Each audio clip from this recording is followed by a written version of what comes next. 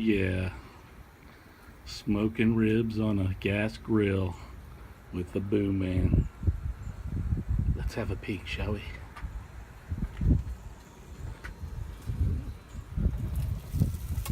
Oh no, he didn't. If you look down in there, you'll see a little smoke packs I filled with hickory chips. Little pouches, airtight pouches with a pencil-sized hole in them. Put that right on the burner, creating smoke. Also searing those ribs on the grill. I'm going to flip them over in a minute. Then I'm going to put them on the indirect heat and just let them absorb that smoky flavor. I suspect this is going to be one of the best rack of ribs ever.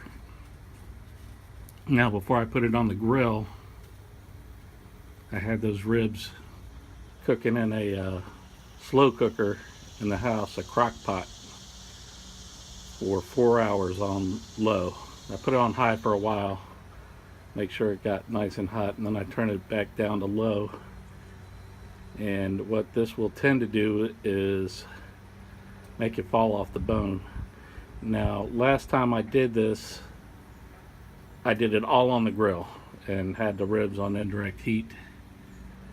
Unfortunately, the ribs came out tough, so they had a great smoky flavor,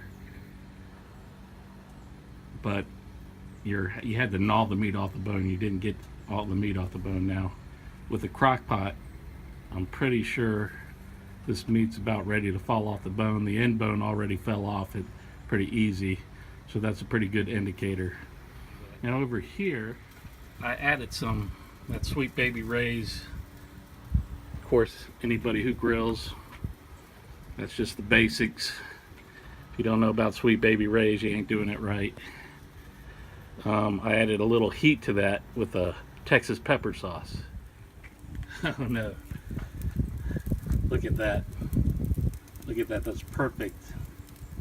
It's like bacon on a bone right there, and it's going to be fall off the bone. Hopefully you'll be able to really grasp what that texture is on the video screen, but that's looking perfect. We're going to let it absorb some more smoke flavor, and then I'm going to sauce it, and those ribs are going to be done. I don't know if I got this before, but there's where a lot of the magic lies. Sweet Baby Ray's. Sweet Baby Ray's, that's the base.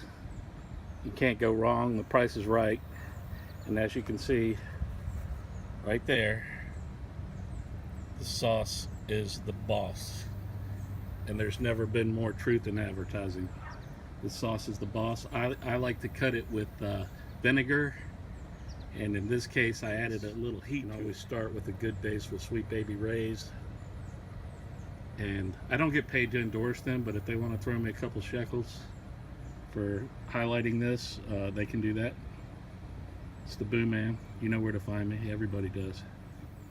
So what we're doing here, again, this is the method of smoking on a gas grill.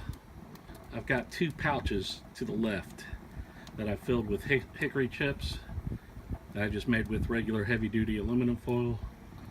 Cut about a pencil-sized hole in the center of each. They're going to become smokestacks. I've got no flame going on the third burner, and I've got it as far as away from the heat as possible. I do have to have the second burner on because it takes too long with just one burner to get those smokers going. They're going to be smoking pretty heavy in about 10-15 minutes, and I'll show you what that action is when they get cooking. Okay, we're on phase 2 of smoking on a gas grill. Now, we didn't entirely smoke these all day. We cooked it mainly in a crock pot, this rack. But now, on phase 2, I just had one burner going to start up the second set of pouches, and they were not coming to life until I got the temperature up to 400. So I was sitting here kind of worried that they weren't ever going to light and this was going to be a disaster. Now that they are lit, I'm going to go ahead cut the third burner off, put him all the way low. That's kind of counterintuitive, but if you turn it all the way to the right, it is on its lowest setting. And then I still have the first burner on pretty high. And let's take a peek and let's see what's going on. I don't know if the smoke is showing up in the frame, but hopefully it will show up here. And hopefully it's hard to tell by the viewfinder, but yeah, we got some pretty heavy duty smoke going on now. So those pouches will last about 15-20 minutes. So I'm going to smoke that. Notice the ribs are on indirect heat. There's no burner underneath them, and they're going to absorb that smoky flavor. Let's let them have that for, leave those alone for, like I said, another 15. Oh, incidentally, going back to Sweet Baby Ray's, I went over to a friend's to barbecue, and they were having some other vegetarian friends come over, and I told them I was buying Sweet Baby Ray's, and they were suggesting some other ridiculous barbecue sauce. And frankly, if a vegetarian is telling you how to barbecue, to me that would be sort of like me saying, hey, you know how I like my salads? I like them with some of those real bacon bits in it, maybe a little chopped up chicken. Yeah, that's how you need to serve salad. So inversely, I don't know if that's the right word, or conversely, don't listen to a vegetarian tell you what barbecue you're gonna slather on your rack of ribs. I mean, let's be for real. Okay, so that said, I am going to let this smoke for another 15, and then we're going to add the sauce. Okay, I don't know if you can see this. Hopefully you can, but smoke is pretty much at full blast, and I'm not going to open the lid because I really wanted to get that smoky flavor. And I'm not worried about the meat because it is not over. I have both the second and third burners off. Once you get those things smoking, you can cut those off and just let the first burner keep those hickory chips smoking. Now, again, they're inside a foil pack, and one thing I forgot to mention, you want to use heavy duty foil. First time I was experimenting with this method, I used just regular foil. I thought it was steel all the way through, and it kind of melted almost like plastic. My bad on that one. I should have known better, but it was all I had in the house. I saw it on the internet, and I just went, got some aluminum foil, made it. Nobody made a point to say use the heavy duty stuff. Live and learn. Fortunately, I was just tinkering around, so no meat was lost. So no need to shed a tear over that. And if you see that dishwashing detergent over there, if you're wondering what that's for, I didn't need it here, but when I'm making steaks, I'll pick up the steak and throw it on the grill with my hands, and then I'll go around to the side where the spigot is and just wash my hands. Then I can use tongs or whatever to flip the steaks, etc. Just a little tip for y'all. You could probably do the same.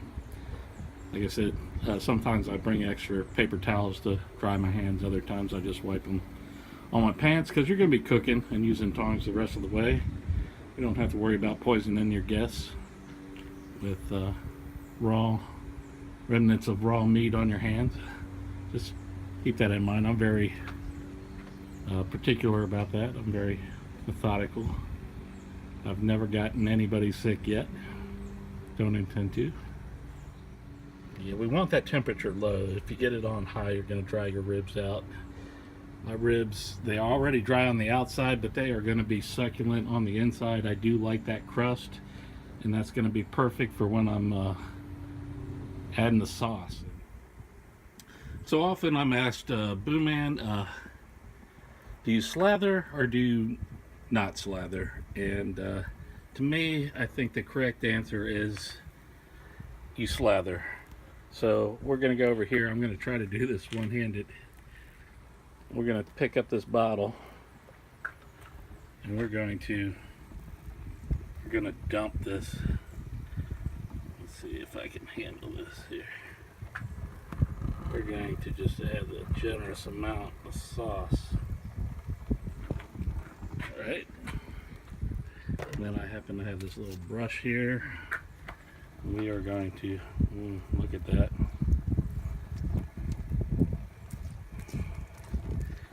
Oh yeah. This is like layer one. I typically, I'll caramelize one layer and then I'll add a layer just like this on top of that. And in fact, I like to have a lot of sauce so I can go back over on the edges and yeah, make sure those edges are covered nice, right?